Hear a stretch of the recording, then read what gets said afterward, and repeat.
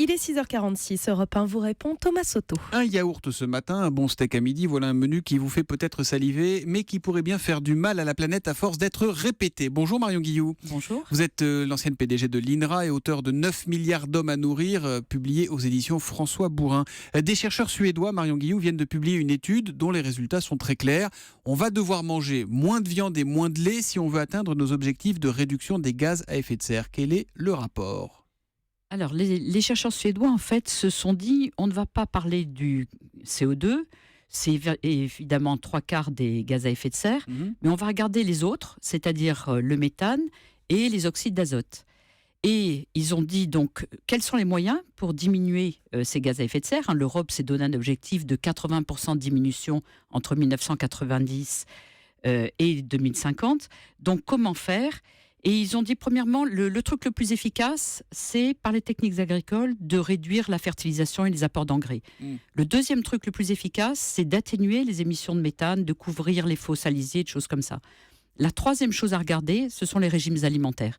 Donc on est bien en train de dire que 50% des réductions viendront des techniques agricoles et des méthodes d'atténuation, et que pour aller plus loin, il faudra effectivement regarder les régimes alimentaires. Donc c'est effectivement ce dont on a besoin pour produire notre steak, pour produire nos yaourts. C'est ça le problème en fait. Exactement. Une question de Claude sur europe1.fr qui est très concrète. Est-il vrai que les flatulences des bœufs sont un vrai problème ou est-ce que c'est une légende ? Les émissions de méthane, c'est ça ? Oui, c'est ça, c'est les émissions de méthane. Donc les bœufs, effectivement, vous savez qu'ils ont la capacité de manger de l'herbe, mais comment est-ce qu'ils arrivent à dégrader l'herbe pour en faire des aliments ? On n'y arriverait pas, nous.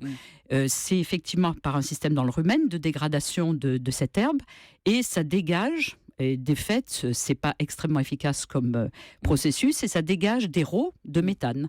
Et ça, c'est vraiment, c'est conséquent ou c'est anecdotique ? Alors, c'est un peu moins de la moitié des dégagements de gaz à effet de serre de l'élevage. Alors, si on donne des ordres de grandeur en France, l'agriculture, c'est 20% des gaz à effet de serre à peu près. Et le méthane, dans ces 20%, c'est à peu près 40%. Donc, ça vous fait 8% des émissions globales en France. Je disais tout à l'heure, en étant un peu provocateur, volontairement, doit-on tous devenir végétariens ? Est-ce qu'on en est là ? Non, on n'en est pas là. C'est-à-dire qu'en fait, l'étude suédoise le dit bien, c'est-à-dire qu'elle compare plusieurs types de régimes. Et effectivement, la viande bovine est celle qui produit le plus de gaz à effet de serre par calories absorbées. Et ensuite, par exemple, il compare deux régimes. Un régime végétarien avec du lait et un régime avec du porc et volaille. Et bien, de fait, le régime végétarien émet plus de gaz à effet de serre que le régime porc-volaille. Ah, ça, c'est contre-intuitif. Et est-ce qu'il vaut mieux manger du bœuf ou du poulet ? Est-ce que ça compte là ou pas ? Si votre objectif est seulement les gaz à effet de serre, il vaut mieux manger du poulet. Et sinon ? Ça dépend. Si votre objectif est d'avoir du fer, des micronutriments, enfin des nutriments utiles à certains problèmes de santé, à ce moment-là, la viande bovine peut être meilleure. Il y a un équilibre à trouver entre les impératifs climatiques, environnementaux et nos impératifs de santé. Oui. On nous dit que les produits laitiers, que la viande, c'est bon pour la santé. C'est quoi la bonne consommation de viande, par exemple ? Alors, objectivement, la bonne consommation de viande, ça dépend de l'âge, mais elle est chez nous dépassée. C'est-à-dire qu'on peut modérer notre consommation de viande. Nous, on en mange trop. Nous, on peut modérer notre consommation de viande, oui. J'ai regardé, on a mangé 77,6 kg en 70, 94 kg en 1998, et là on a un peu baissé, on était à 86 kg en 2014. Pourquoi les produits laitiers posent problème ? Alors les produits laitiers, c'est pas qu'ils posent problème, mais c'est simplement que ce sont des vaches en général, ou des chèvres, enfin il y a un certain nombre d'animaux, mais majoritairement des vaches qui produisent du lait. Et donc les vaches sont celles qui émettent le méthane, bien sûr. Et alors ce qui est paradoxal, c'est quand on parle de viande dans nos pays, enfin ça dépend dans quel pays on est. Mais par exemple en France, la viande vient majoritairement des vaches laitières. En fin de vie, ça donne de la viande.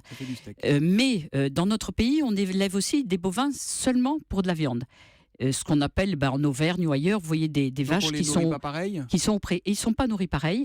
Et ces vaches qui mangent de l'herbe dans les prairies, c'est à peu près équilibré comme gaz à effet de serre, parce que les prairies stockent du gaz carbonique. Donc seulement le mode d'alimentation, la viande est plus ou moins émettrice de gaz à effet de serre. Il faut revoir toute la boucle alimentaire, j'imagine, parce qu'elle mange beaucoup de céréales. Est-ce qu'on paye aussi d'une certaine manière l'agriculture intensive là ?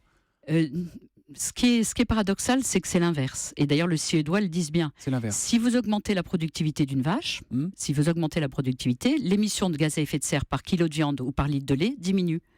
Donc, de fait, l'intensification, la productivité, permet de diminuer les gaz à effet de serre par quantité mangée.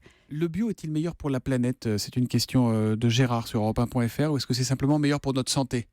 Le bio peut être meilleur pour la planète sur les résidus de phytosanitaires, par exemple. En revanche, pour les gaz à effet de serre, comme c'est moins productif, c'est moins efficace. Mais on perd à tous les coups là, avec vous, là. C'est compliqué. En fait. Par exemple, Qu'est-ce qu'il faut faire, alors la vache à l'herbe, c'est un bon moyen, puisque comme les prairies stockent du gaz carbonique, les sols stockent du gaz carbonique, de fait, on garde des prairies si on a des animaux à l'herbe. Donc la vache à l'herbe, c'est à peu près équilibré, c'est-à-dire elle dégage un petit peu de gaz à effet de serre au total, un bilan prairie plus vache, mais très peu. Donc selon le mode d'élevage, vous avez une attention à porter à la manière dont votre viande a été produite. C'est compatible avec nos impératifs de production agricole. On sait qu'on est en pleine crise agricole. Est-ce qu'on va vers une crise chronique, ou est-ce qu'il suffirait de s'adapter raisonnablement?